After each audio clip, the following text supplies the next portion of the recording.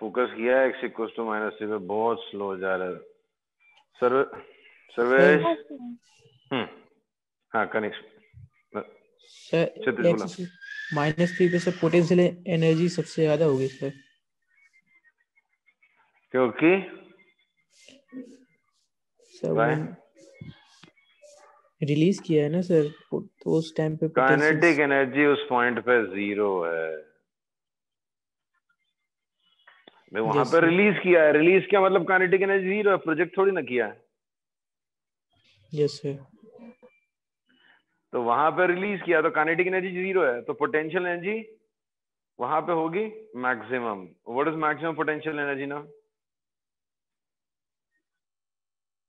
107 joules, right? Yes sir. आया? Okay. तो mechanical energy total कितना है सर? 107 ही होगा। 107 ही होगा।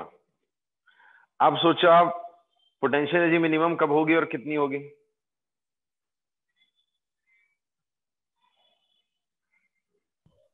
सर जब du/dx 0 होगा।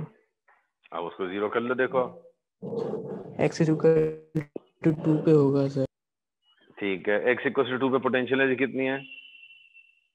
-18। तो उस पॉइंट पे काइनेटिक एनर्जी कितनी हो जाएगी? 125। That's answer.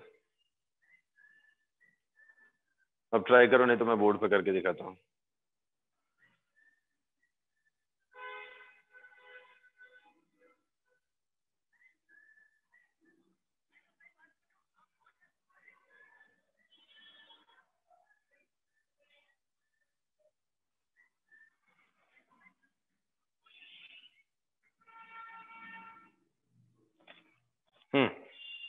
करूं बोर्ड पे?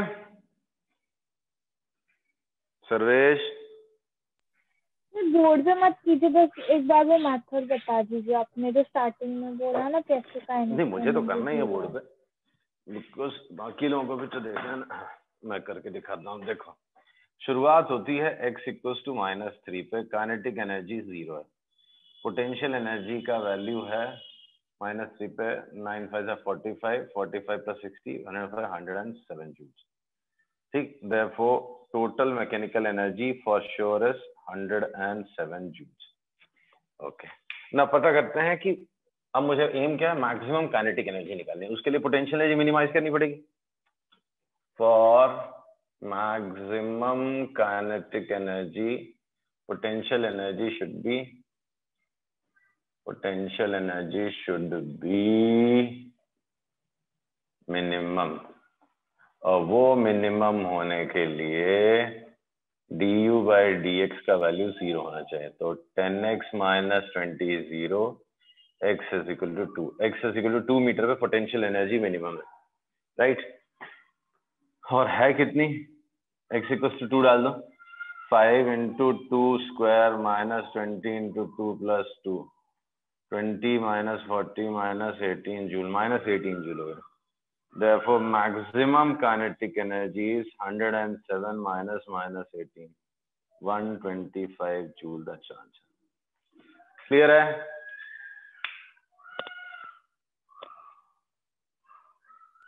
Yes sir. फिर मैंने वो x की जगह पे 10 डाल दिया, कैलकुलेशन गलत थी। चलो नेक्स्ट पार्ट। किसी का एक और पार्ट है क्वेश्चन का? बी पार्ट है। Find the points between which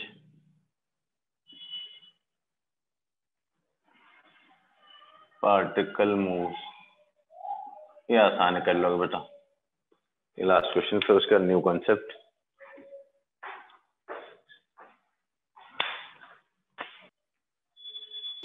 sir -3 और 7। वेरी गुड, -3 और 7 कैसे निकाला? सर टर्निंग पॉइंट पे सर u की वैल्यू 107 होगी सर। करेक्ट, काइनेटिक एनर्जी 0 होगी, तो जो पोटेंशियल होगी वही मैकेनिकल एनर्जी, तो इसको 107 से इक्वेट कर दो, क्वाड्रेटिक इक्वेशन बनेगा, दो वैल्यू आएगी -3 and 7 इज आंसर। क्लियर हो गया ना सबका? चलो करके दिखा भी देता हूँ जिसको नहीं समझा। At turning point K0, therefore U is 107, 5x square minus 20x plus 2 is equal to 107. 5x square minus 20x minus 105 is equal to 0.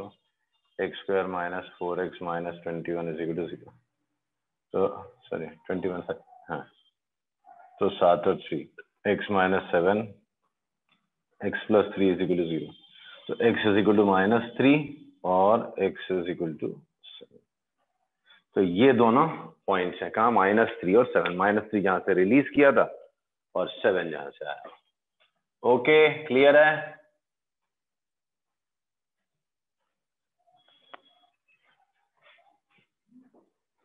Yes Chinmayi, हाँ, बाकी सबको भी आ गया ना? Okay, now next is law of conservation of mechanical energy. Law of conservation of mechanical energy.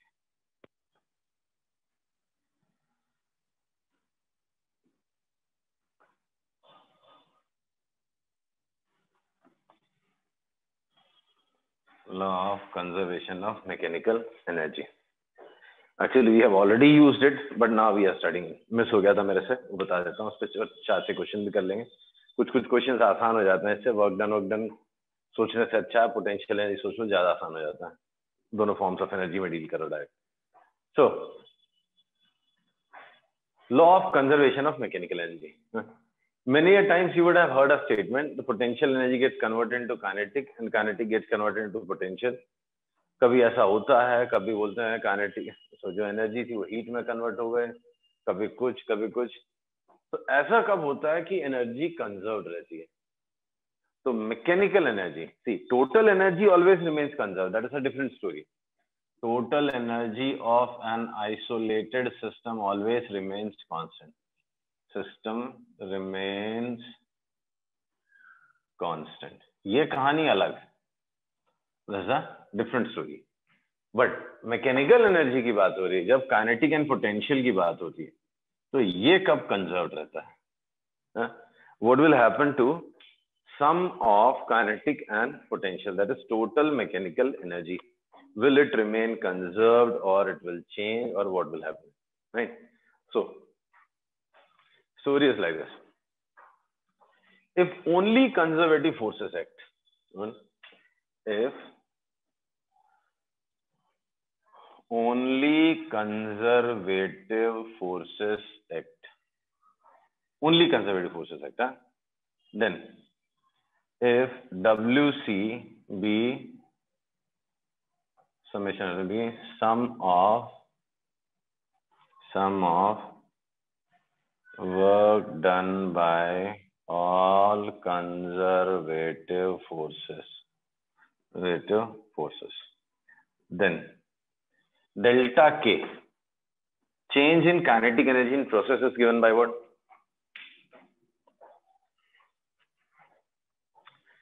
Work kinetic energy theorem में क्या पढ़ा था हमने? Change in kinetic energy of the system is sum of all work done. अब यहाँ सारे forces ही conservative है, तो उनका ही वर्क डन आएगा, जो फोर्स लगी नहीं रहा उसका वर्क डन कहाँ से आएगा, राइट? सो यहाँ पे आ गया sum of work done by conservative forces. This is not always true, but since in this case only conservative forces are acting, so delta K would be what? Sum of work done by conservative forces. True? Hello. Yes, sir. अब delta U क्या होगा? Sum of, sorry, change in potential energy is what?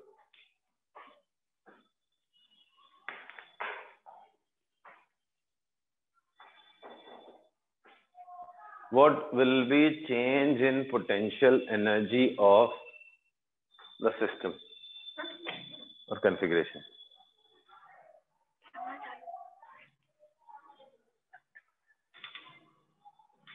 Say Sir, integration of f dot dx. हाँ, forget about f. Tell me in terms of work done. कितना question तो हमने किया work done के terms में.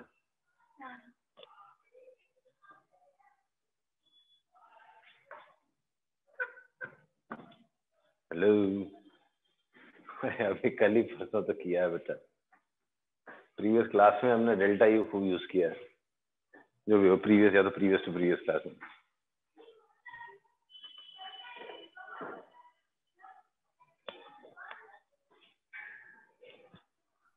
The minus of W. Minus of WC, work done by conservative forces. यहाँ पे सिर्फ कंजर्वेटिव फोर्सेस लग रहे हैं, तो डेल्टा यूज फॉर नेगेटिव और WC. अब दोनों को ऐड करते हो तो क्या हो जाएगा? Delta K plus delta U is 0. Delta K मतलब final minus initial kinetic energy. This is final potential energy minus initial potential energy 0. तो KF plus UF is equal to KI plus UI. Sum of kinetic and potential. Sum of kinetic and potential remains constant. अगर conservative forces ही बस लग रहे हैं, अगर सिर्फ conservative forces लग रहे हैं, तो sum of kinetic energy and potential energy at any point remains constant. Is it clear?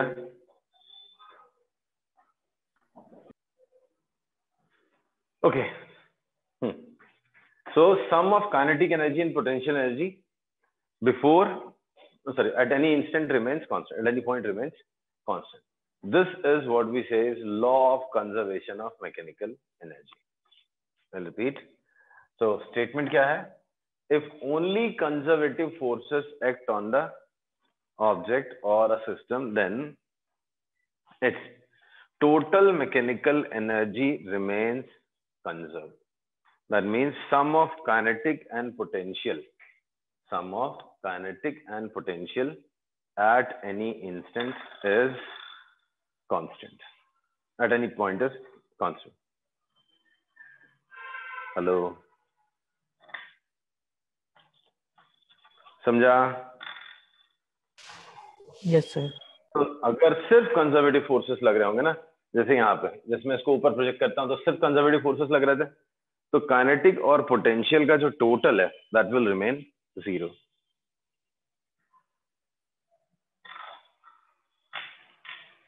क्या बोला? Change in kinetic and change in potential का सम इज 0. Delta K plus delta U 0.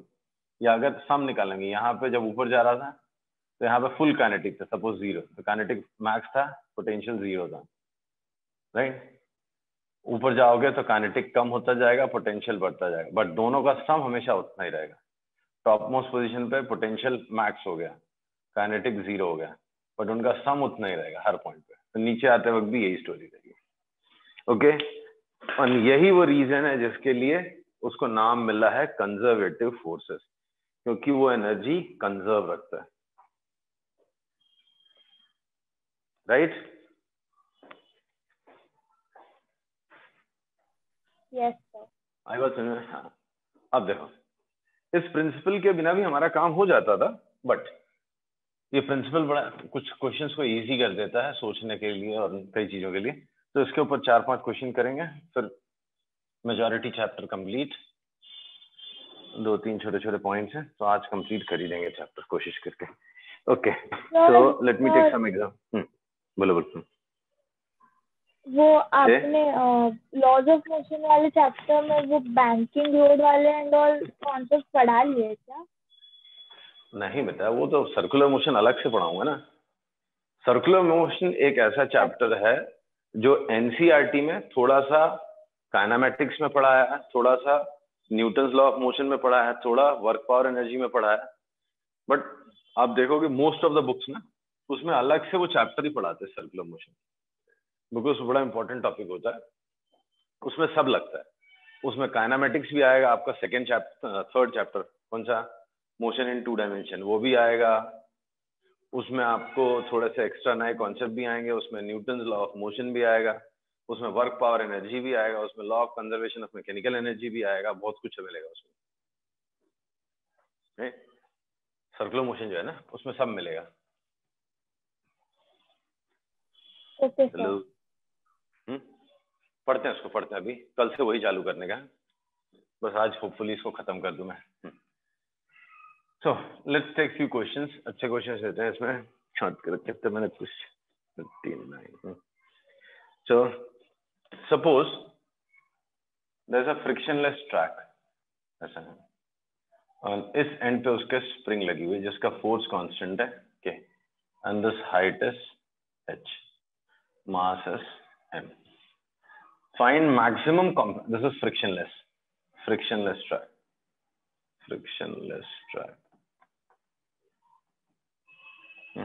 ये यहां से स्लिप होके नीचे आ रहा है, आपको बताना है maximum compression in the spring. Find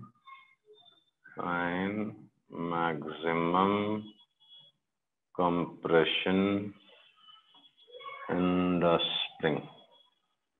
बोला, ये निकालना, स्प्रिंग कांस्टेंट k है, mass of the block is m, it is dropped from a height h, slides down on a frictionless surface from a height h, right? नीचे आएगा, kinetic energy बढ़ती जाएगी, नीचे आके कंप्रेस करेगा उसको, किसको, स्प्रिंग को, it will compress the spring। कितना मैक्सिमम कंप्रेस हो जाएगा वही बताना आपको। हमने पहले भी किया है, ये कौन से मेथड से किया था, sum of all work done is delta k, right? हाँ सर। अभी भी मैं करूंगा, हाँ अभी भी मैं कुछ ऐसे ही करने वाला हूँ, बस मैं वर्क डन की बात नहीं करेंगे हम लोग। Law of conservation of mechanical energy से थोड़ा सा देखने में क्वेश्चन आसान लगेगा, दैट्स इट। कई बार वो प्रिंसिपल ज्यादा आसान लगता है, कौन सा, law of conservation of mechanical energy. चलो करो।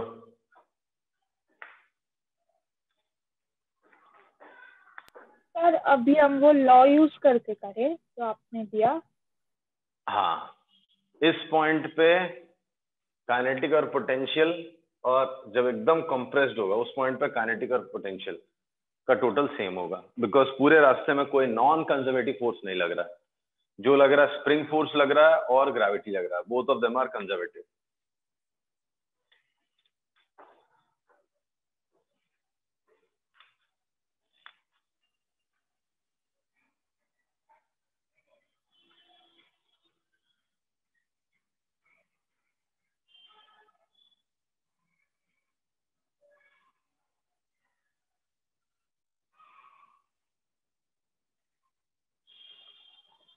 आ रहा है?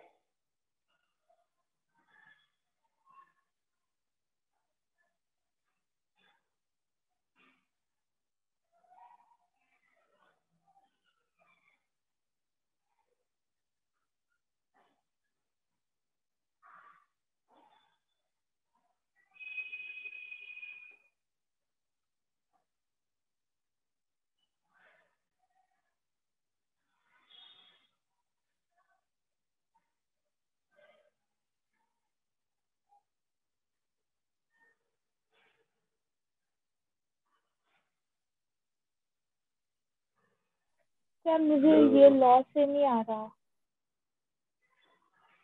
लॉ का ही तो प्रैक्टिस करना है ना, वो तो हम कर चुके हैं। Work done due to this this this. चलो, जहां पे स्प्रिंग लगा उसको ग्राउंड एज्यूम कर लो, ठीक। तो कितने फोर्सेस इन्वॉल्व हैं इस पूरे सिचुएशन में?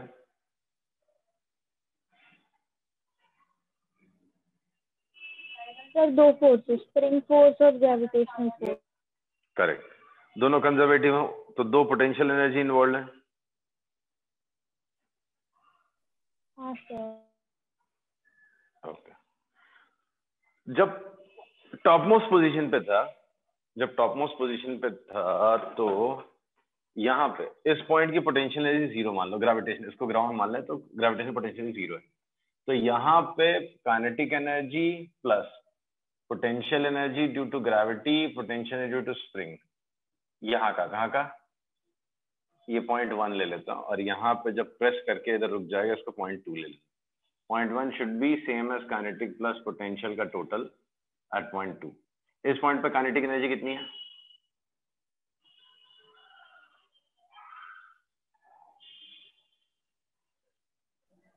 तो 0। यहाँ पे पोटेंशियल, ग्रेविटेशनल पोटेंशियल कितना है?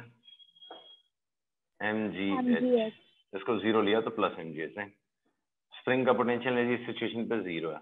Spring was in its natural length. यहाँ पे काइनेटिक एनर्जी जब प्रेस करके यहाँ पे मैक्सिमम कंप्रेशन करके रुक जाता, तब यहाँ पे काइनेटिक एनर्जी कितनी है?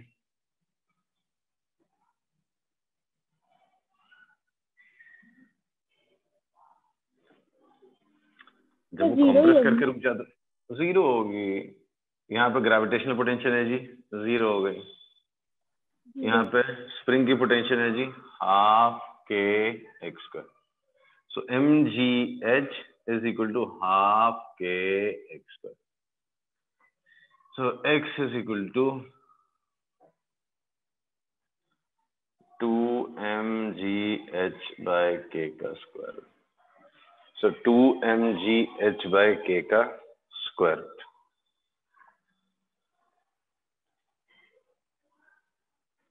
Is it clear? या तो इतना नहीं लिखना, तो आप तो delta K plus delta U is equal to 0 कर दो। इसमें डेल्टा के स्टार्टिंग और दोनों का 0, तो 0 हो गया। डेल्टा यू, यहाँ से यहाँ आने में दो पोटेंशियल एनर्जी इन्वॉल्व है।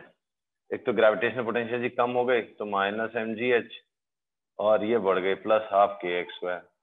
तो टोटल चेंज इन काइनेटिक, इसको 0 से कर लो। Delta K plus delta U is equal to 0। अलग अलग फॉर्म्स की काइनेटिक, सॉरी काइनेटिक तरह की फॉर्म में है, अलग अलग फॉर्म की पोटेंशियल एनर्जी का चेंज और काइनेटिक एनर्जी का चेंज निकाल के 0 से इक्वेट कर। ओके, क्लियर है?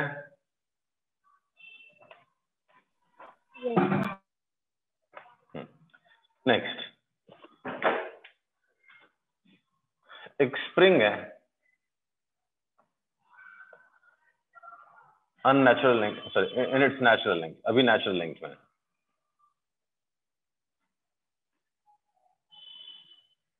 ये मास m है, इसका फोर्स कांस्टेंट k है, अभी नेचुरल लेंथ में। Block of mass m is released. Find the acceleration of the block just after the release. ये तो प्रीवियस टॉपिक का होगा। Find acceleration of the block just after it is released. Just after it is released. Find acceleration of the block just after it is released.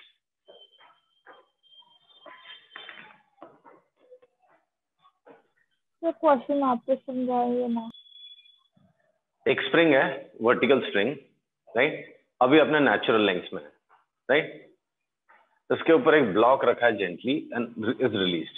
जैसे release किया वो moment पे आपको acceleration बताना है। Acceleration of the block.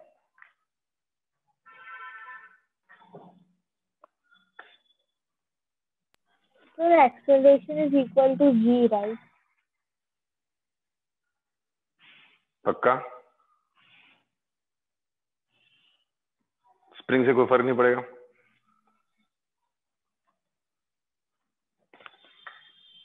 Sir नहीं, थोड़ा कम होगा acceleration। क्यों? क्योंकि जैसे वो रिलीज होगा वो स्प्रिंग को कंप्रेस करेगा। लेकिन अभी तो कंप्रेस हुआ नहीं ना।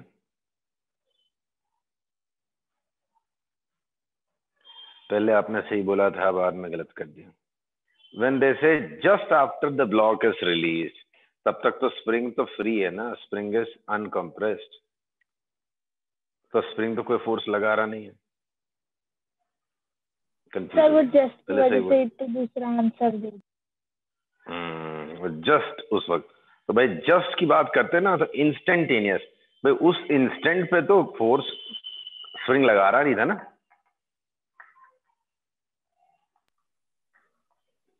हाँ सर।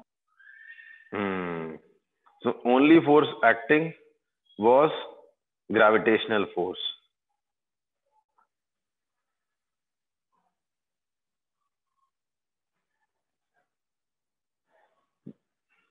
सितेश एकदम साइलेंट है। Sitesh yes sir. आ रहा है समझ में क्या बोल रहा हूँ? Yes, sir. तो जब भी आपने फोर्स लगाया, सॉरी जब भी आपने ब्लॉक रिलीज किया, वो मोमेंट तो कुछ नहीं हो सकता, सॉरी स्प्रिंग कुछ नहीं कर सकता। क्यों? स्प्रिंग अपने नेचुरल लेंथ में स्प्रिंग से कुछ होगा नहीं, राइट? स्प्रिंग अपने नेचुरल लेंथ में है, स्प्रिंग से कुछ नहीं होगा। तो अगर मैं उसका एफबीडी बना के देखूंगा तो स्प्रिंग तो दबा नहीं है, तो इस पे एक ही फोर्स लग रहा है mg, और कुछ लग रहा नहीं। तो mg इक्वल्स टू ma हो गया, तो a is equal to g हो गया। तो the moment it is released from rest, acceleration of the block is equal to g। ठीक है, क्लियर है? Yes, sir.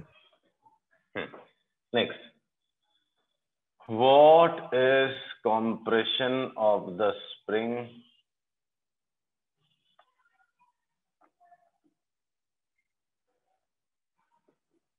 in equilibrium? Equilibrium में कंप्रेशन कितना होगा?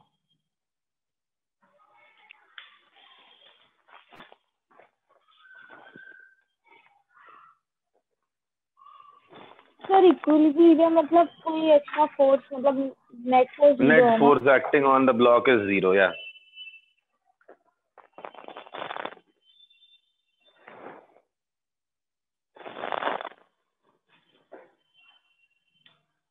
एक्चुअली ये एनएलएम का क्वेश्चन निकला हुआ।